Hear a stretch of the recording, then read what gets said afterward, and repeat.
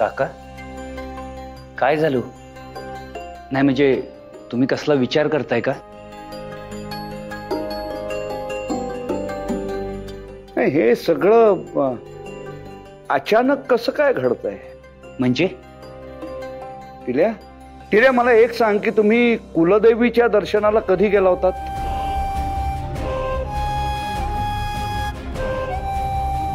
काय आठवत नाहीये पप्पा.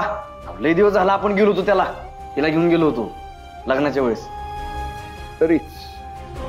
तरीच मला वाटलं होतं की काहीतरी गडबड आहे. ठीक आहे, काही हरकत नाही. तेव्हा ठरलं उद्याच आपण जायचं कुलदेवीच्या दर्शनाला. हा असं अचानक कसं काय जायचं? पण तुम्ही गप्पा बसा. मी एकदा सांगितलं ना जायचं म्हणजे जायचं. चला लागा तयारीला लागा. चला चला चला लवकर चला. सगळ्यांनी जायचं. चालते चालते. हे जे द्या बॅग बीग भरली पाहिजे है ना.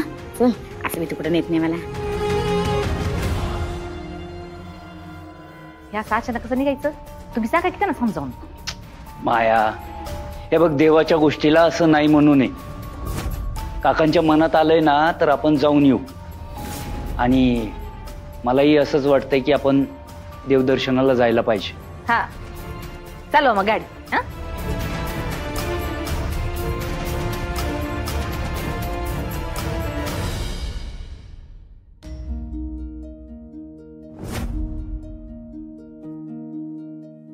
वाघमारे जरा बरं वाटतंय का? वाटतंय बर. कळ येत नाही ना आधीसारखी. आपण वाघमारे काय गरज होती एवढी चिडचिड करायची? तुम्ही ना सारखं आपलं चिडचिड चिडचिड चिड करत असता.